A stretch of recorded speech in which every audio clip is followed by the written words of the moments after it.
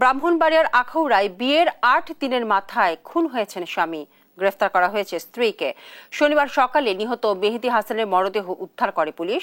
এর আগে গভীর রাতে পৌর এলাকার মসজিদের পাড়ায় এই হত্যাকাণ্ড ঘটে। এ কেমন নিষ্ঠুর বউ!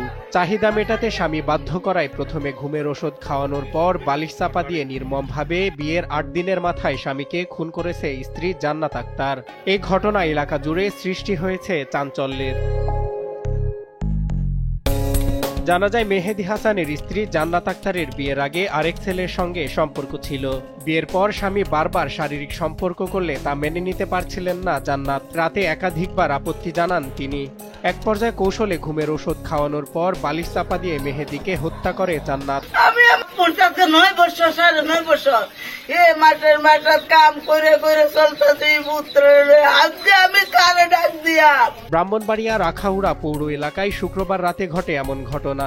শনিবার সকালে নিহত মেহেদীর মরদেহ উদ্ধার করা হয়। এই ঘটনায় স্ত্রী জান্নাত আক্তারকে আটক করেছে পুলিশ। এক সপ্তাহ হয়েছে এই মেয়ের আর ছেলের বিয়ে হয়েছে, কিন্তু আমাদের এই দিকের 10 জন ওইদিকে 10 জন সমাবর্তী সমাজ নিয়ে আমাদের বিয়ে দিছি। মেয়ের ভিতরে যে খুঁজ ছিল তা আমরা জানি না।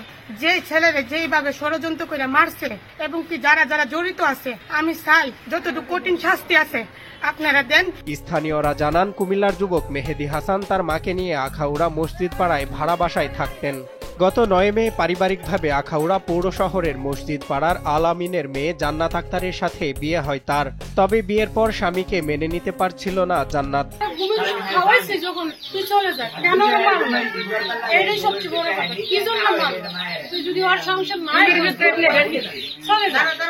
শুক্রবার রাত 10টার দিকে মেহেদী হাসান রাতের খাবার খেয়ে ঘুমিয়ে পড়ে। ভোর রাতে স্ত্রী স্বামীর অসুস্থতার কথা বাড়ির মালিককে বললে স্থানীয়রা উপজেলা স্বাস্থ্য কমপ্লেক্সে নিলে কর্তব্যরত চিকিৎসক তাকে মৃত ঘোষণা করে। এক সপ্তাহ আগে ওনারা বিয়ে করেছি। বিয়ে করার মধ্যে আমরা তো আর ওইরকম বিষয়টা জানি না।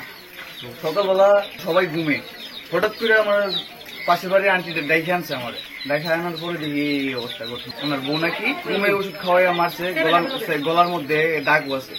এই পাশে যে দড়িটা বাঁধছে না, দাগও আছে।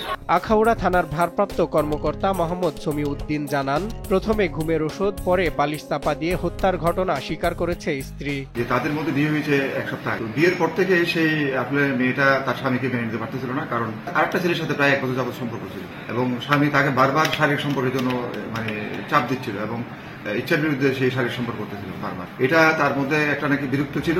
সেই শারীরিকভাবে অসুস্থ ছিল, তার প্রেশারও লো ছিল। এই পর্যায়ে সেই জোর কালকেও কিন্তু শারীরিক সম্পর্ক করছিল।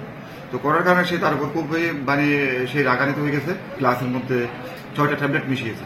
এটা খাওয়ার পরে সে অনেকটা অবচেতন হয়ে যায়। কৌশলে তাকে বালিশ চাপা দেয়। বালিশ চাপা দেওয়ার পরে তার স্বামী তখন তাদের মধ্যে দস্তস্থ হয়।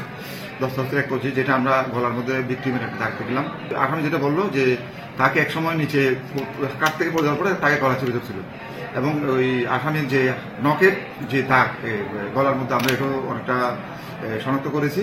তো এক পর্যায়ে ওখানে আবার সে বালিশ চাপা দিয়ে তার স্বামীকে হত্যা করেছে। বিয়ের পর সকলের ইচ্ছে থাকে নতুন স্বপ্ন দেখার, কিন্তু বিয়ের 8 দিনেই শেষ হয়ে গেল মেহেদীর স্বপ্ন। এ ঘটনা এলাকা জুড়ে সৃষ্টি হয়েছে চাঞ্চল্যের। দ্রুত ঘটনাটির তদন্ত করে জড়িতদের শাস্তির দাবি জানান স্থানীয়রা।